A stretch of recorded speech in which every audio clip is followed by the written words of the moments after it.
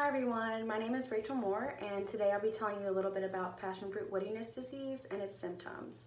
I got interested in this topic specifically because back in 2010, my grandparents got their own farm in Costa Rica and started growing passion fruit.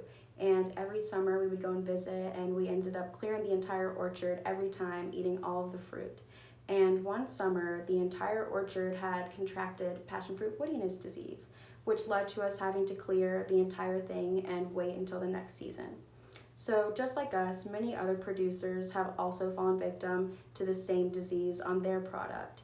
And this may seem like it's not important, it's like an uncommon, unpopular fruit, but just to give you an idea, Brazil, they actually sell 70% of the global production of passion fruit.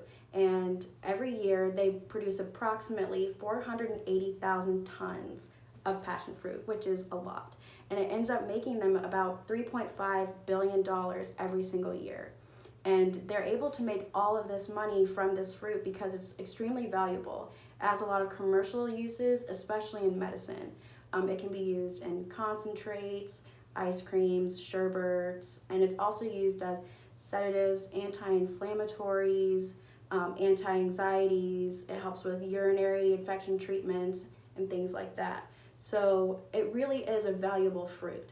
And sometimes when they get this disease, it can end up causing a loss between 50 and 80% of the entire fruit.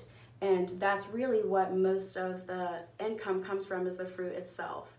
So now let's take a look and see what actually happens when passion fruit contracts passion fruit woodiness disease. So here we have a passion fruit that has not been affected by passion fruit woodiness disease, and one that has, and then we have a leaf of a plant that's been affected by passion fruit woodiness disease. So before I get into explaining them and how it relates to the disease itself, I want to tell you how I made it. So I shaped this one based off of this lime, which I grated and emptied out using these materials, and it gave it that smooth texture so I could give this one a smoother texture as it's supposed to have when it's not diseased. And then for this one, I used this tablespoon to shape it, and then I popped it in the microwave to give it this more rigid exterior that they typically get as a result of the disease.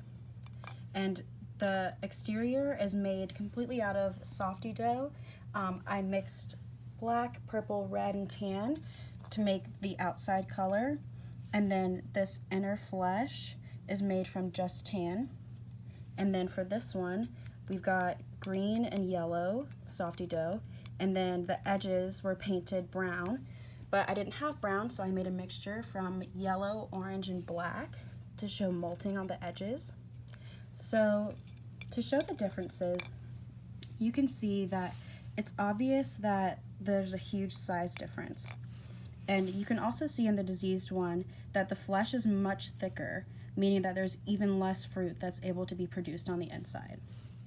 And I made these seeds out of grapes, and then I proceeded to use a toothpick to poke a hole in them, and then used eyeliner so I could get the black more toward the interior to look like a seed, I guess.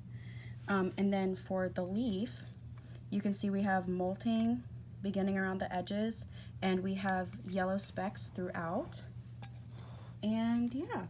So thank you for watching my video. I hope you enjoyed it, and I hope you learned a little bit about passion fruit woodiness disease.